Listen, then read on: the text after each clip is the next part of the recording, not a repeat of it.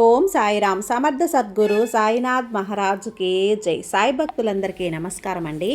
మన బాబాగారి దయ వల్ల మనందరం బాగుండాలి, సంతోషంగా ఉండాలి అని చెప్పి మనస్ఫూర్తిగా కోరుకుంటూ ఈరోజుటి వీడియోలో మనం చూడబోయేది ఏంటి అంటే, తల్లి, నీ భర్త విషయంలో నువ్వు చాలా ఇబ్బందులు పడుతున్నావు కదా. అందుకే అతి త్వరలోనే నీ భర్త మారబోతున్నాడు. కేవలం నువ్వు ఈ సాయి చెప్పినట్లు చేచాలు, మిగతాదంతా కూడా నేను చూసుకుంటానమ్మా అని చెప్పి బాబాగారైతే మన కోసం ఒక మంచి సందేశాన్ని తీసుకొచ్చేసారండి. ఆ సందేశం ఏంటి, ఆ సందేశం రూపంలో బాబాగారు మనతో ఏం చెప్పబోతున్నారు వినే ముందుగా మన ఛానల్ని కనుక కొత్తగా ఎవరైనా చూస్తూ ఉన్నట్లయితే ప్లీజ్ సబ్స్క్రైబ్ చేసుకోండి ఫ్రెండ్స్. వీడియో నచ్చితే కనుక లైక్ చేయండి, షేర్ చేయండి, కామెంట్ చేయండి, కొంచెం సపోర్ట్ చేయండి.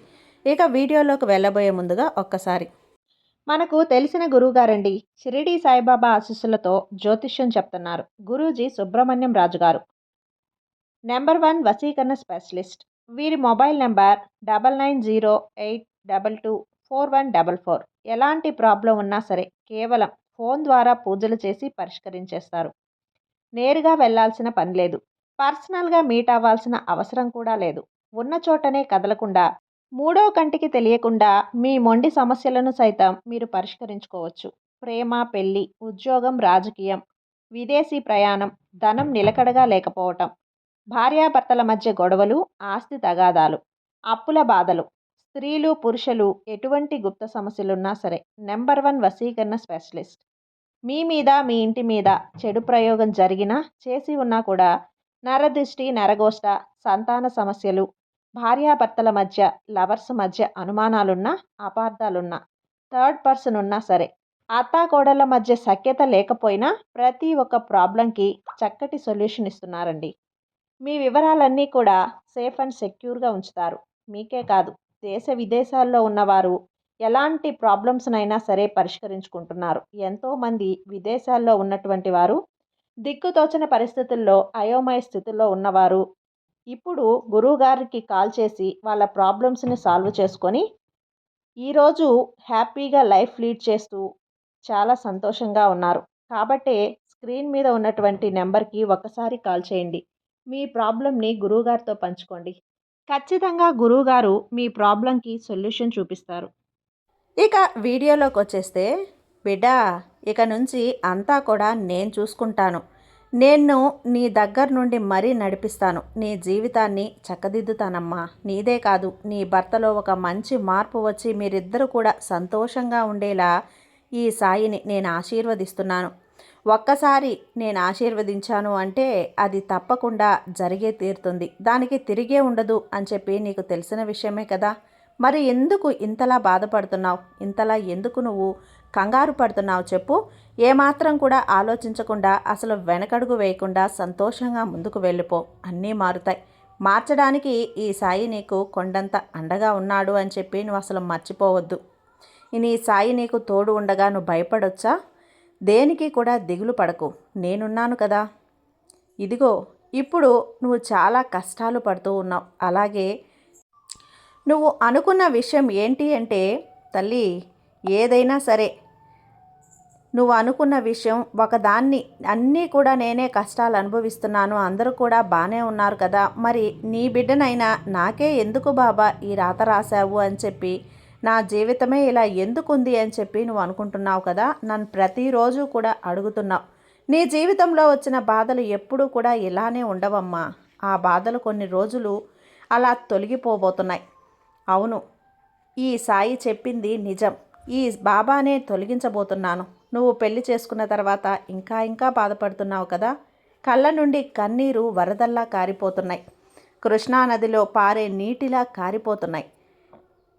ఎవరికి చెప్పుకోవాలో తెలియక ఇబ్బంది పడిపోతూ ఉన్నావు. చూడమ్మా, నీకు ఏదైనా సరే ఇబ్బందిగా ఉంటే నిర్మోహమాటంగా ఈ సాయిబాబాకి చెప్పు.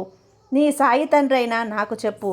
నువ్వు చెప్పిన మరుక్షణమే ఈ సాయి నీ మాట విని నీ కష్టాలను తొలగించేందుకు వాయు వేగంతో వచ్చేస్తాను.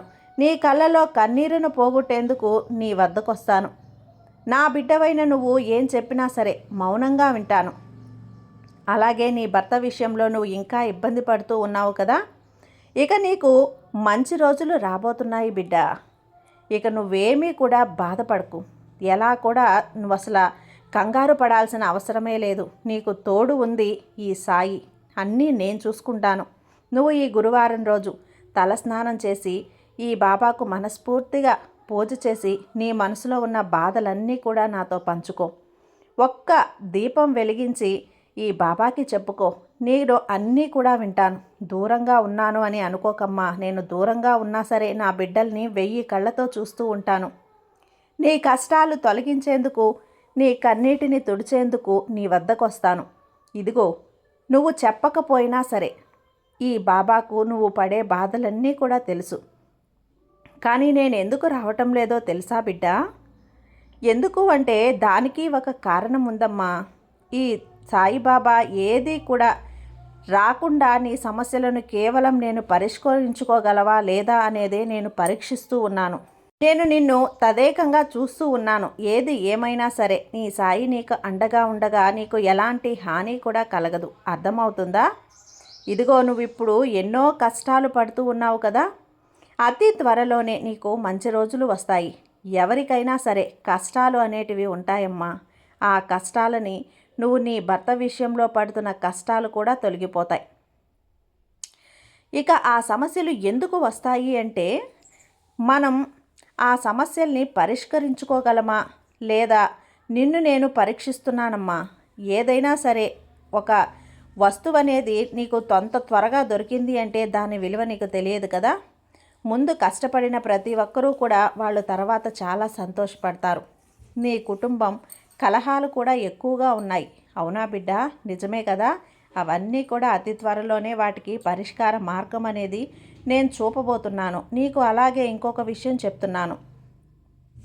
నువ్వు నా వాళ్ళు అనుకున్న వాళ్ళే నిన్ను వెన్నుపోటు పొడుస్తున్నారమ్మా. వాళ్ళే నీతో మాట్లాడుతున్నట్లు పైకి నవ్వుతూ మాట్లాడతారు. కానీ ఆ తర్వాత నీ వెనుక ఉండి నీ పతనాన్ని కోరుకుంటున్నారని తెలుసుకో. ముందుగా తెలుసుకొని జాగ్రత్త పడు. నీకు ఇప్పుడు ఆ విషయం తెలియటం లేదు. అందరూ నా వాళ్ళే అనుకుంటున్నావు కదా. అది నీ పొరపాటే. ఈ సమాజం వేరేలా ఉంది. నువ్వు అనుకున్నట్లు మాత్రం అస్సలు లేదు.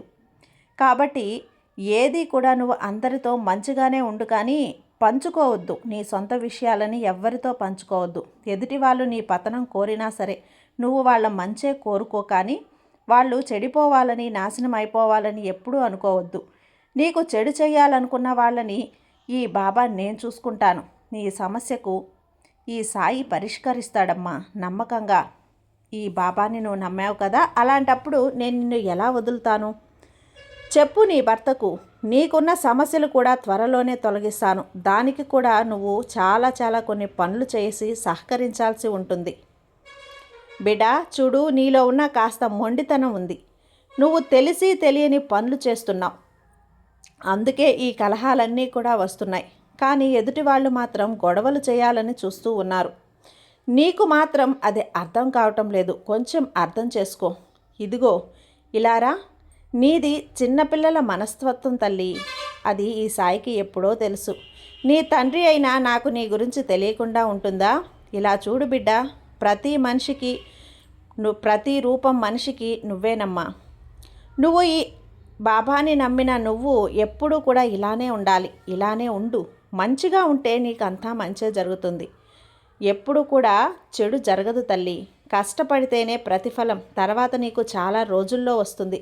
అప్పుడు నువ్వు ఈ సాయి చెప్పింది కదా, ఈ బాబా చెప్పాడు కదా అని చెప్పి చాలా సంతోషంగా ఉంటావు. నువ్వే అనుకుంటావు, ధన్యవాదాలు చెప్తావు. ఈ బాబా మీద ఇప్పుడు ఇలా నమ్మకంతో విశ్వాసంతో ఉన్నావో ఆ తర్వాత కూడా ఇలానే ఉండు. నీది చాలా మంచి మనసు, స్వచ్ఛమైన మనసు. నాకు కూడా తెలుసు బిడ్డ. నీ భర్త త్వరలోనే మారేలా నేనే చేస్తాను. మార్పు అనేది నేనే కల్పిస్తాను. ఇక నువ్వు చేయాల్సిందంతా కూడా నీ భర్తను కూడా తీసుకొని ఒక్కసారి ఈ సాయి ఆలయానికి రా. అక్కడ నీ మనసులో ఉన్న బాధనంతా నా కళ్ళల్లోకి చూస్తూ చెప్పుకో. మర్చిపోకు. నీ భర్తను కూడా తీసుకురావాలి. నీ భర్త మారేలా నేను చేస్తాను కదా. చెప్తున్నాను కదా, నీ జీవితంలో సంతోషించే రోజులు వచ్చేసాయి. ఇక నీ భర్త నిన్ను బాగా చూసుకుంటాడు. అవును బిడ్డ, నీ భర్త మంచివాడేనమ్మా. కానీ కొన్ని కారణాల వల్ల అలా ప్రవర్తిస్తున్నాడు అంతే. భయపడకు, అస్సలు బాధపడకు. భర్త కానీ భార్య కానీ కుటుంబంలో బాగలేకపోతే ఆ కుటుంబం ఎంత బాధపడుతుందో నాకు తెలుసు. ఇప్పుడు నీ భర్త బాగలేకపోయినా లేదా నీ భార్య నీ మాట వినకపోయినా సరే ఒక్కసారి నా దర్శనానికి తీసుకొచ్చి అన్నీ వాళ్ళకి అర్థమయ్యేలా కళ్ళకు కట్టినట్లు చెబుతాను. కాబట్టి భయపడకు, ఏమాత్రం కూడా కంగారు పడకు, వెనకడుగు వేయకు. త్వరలోనే అన్నీ మారుతాయి. మీరంతా కూడా కుటుంబంతో సంతోషంగా ఉంటారు. నీకు ఈ సాయి తండ్రి హామీ ఇస్తున్నాను కదా, తొందరపడి పిచ్చి పిచ్చి నిర్ణయాలు ఏవీ తీసుకోకు. ధైర్యంగా ఉండి ఆలోచించు. ఈ సాయి నీ వెనుక ఉన్నాడు. ఒక్కసారి నీకు మాట ఇస్తే నెరవేరుస్తాడమ్మా. ఇదే గుర్తుపెట్టుకోవాలి. నువ్వు నమ్మకంగా ఉన్నావు కదా. ఒక్కసారి ఈ బాబాకి చెయ్యి అందించినప్పుడు నేను ఎప్పటికీ కూడా నిన్ను విడవను కదా. అవును, నీ పిల్లలు కూడా ఎంతో మంచివాళ్లే, కానీ కొన్ని కారణాల వల్ల వింతగా ప్రవర్తిస్తూ ఉంటారు, అంతే తప్ప వాళ్ళ తప్పేమీ లేదు తల్లి. ఇక త్వరలోనే అన్నీ మారి మంచి రోజులు రాబోతున్నాయి. ఇక నువ్వు చేయాల్సిందల్లా అమ్మ మీద నమ్మకం ఉంచు. నేను నీ జీవితాన్ని మళ్ళీ సరిదిద్దుతాను. నువ్వు కొత్త జీవితాన్ని ప్రారంభించబోతున్నావు. నా ఆశీర్వాదంతో నీకొక శుభవార్త తీసుకొని నేను త్వరలోనే నీ దగ్గరికి వస్తాను. ఈ సాయిని ఆహ్వానిస్తావా? నువ్వు గుర్తుపడతావా బిడ్డ? ఒకటి చెప్పనా, నీ భర్తకు ముందు చూపు లేదు. నువ్వు నీ భర్త జీవితం అంటే ఏంటో తెలుసుకునేలా చెయ్యి. అంటే నేను చెప్పిన ఈ మాటలన్నీ కూడా నీకు అర్థమవుతున్నాయి కదా. విన్నట్లే విని వదిలేస్తున్నావా? అలా చెయ్యకు బిడ్డ. ఈ తండ్రి సాయి తండ్రి మాటలు పెడచెవున పెట్టకుండా జాగ్రత్తగా గుర్తుపెట్టుకో. నువ్వు నీ జీవితంపై ముందు శ్రద్ధ పెట్టు, తర్వాత వేరే విషయాన్ని నువ్వు చూద్దు. కానీ ఇలా చూడు తల్లి, ముందు నీ జీవితాన్ని సరిదిద్దుకో. ఆ తర్వాత నువ్వు ఎంత బాధపడుతున్నావో నాకు తెలుస్తూ ఉంది కదా. ఆ తర్వాత నువ్వు చేయాల్సిన పనులన్నీ చేద్దు. నీ కష్టాలన్నీ తొలగించబోతున్నాను. నీ కన్నీరుని నేను తుడవబోతున్నాను. నీ జీవితంలో మంచి రోజులు రాబోతున్నాయి. ఈ సాయి తండ్రి నీకు అలా వచ్చేలా చేస్తానమ్మా. ఇదే నమ్మకంతో ఉండు తల్లి. నన్ను నమ్ము. తర్వాత నీకు మంచి రోజులు వచ్చిన తర్వాత నువ్వే అప్పుడు అంటావు, ఈరోజు నా సాయి తండ్రి నాకు చెప్పిందే జరుగుతుంది, అందుకే నేను నా జీవితంలో ఇంత సంతోషంగా ఉన్నాను అని నమ్మకం, ఆనందం ఉంటుంది. ఎప్పుడూ కూడా పట్టుదల, నమ్మకం, సహనం ఇవి లేకపోతే నువ్వు జీవితంలో ముందుకు కూడా వెళ్ళలేవు. ఇదిగో నువ్వు ఏది చేసినా సరే ఈ సాయి తండ్రి మీద నమ్మకం ఉంచు. నీకు అంతా మంచే జరుగుతుంది. ఈ సాయి తండ్రి నీకు అంతా కూడా మంచే జరిగేలా చేస్తాడు కదా. సాయి తండ్రి మీద నువ్వు నమ్మకం ఉంచావు అంటే నీకు అంతా మంచే జరుగుతుందమ్మా. నీ సాయి నీకు తోడున్నంత వరకు నీకు భయం ఎందుకు చెప్పు.